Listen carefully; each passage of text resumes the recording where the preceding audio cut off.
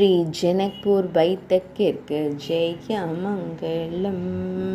84 பைத்தக்குகளில் 30ஆம் பைத்தக்காய் விளங்குவதற்கு சுபமங்கலம்.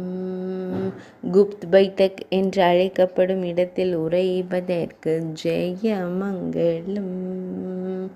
எவரும் அறியாமல் விளங்குவதால் குப்த் பைத்தக் என்று அழைக்கப்படுவதற்கு சுபமங்கலம்.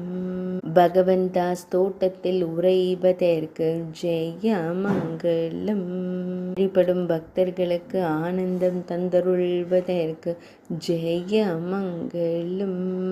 ஆனேகெட்டலாவ் பகுதியில் அருள்வதற்கு ஜெயமங்கலம்.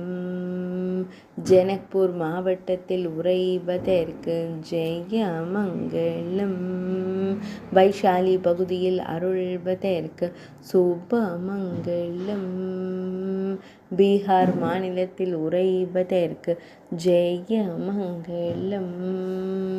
மகாபிரபு வல்லபாச்சாரியார் ஆசையாய் கீதை உரைத்த திருத்தலத்திற்கு ஜெயமங்கலம்.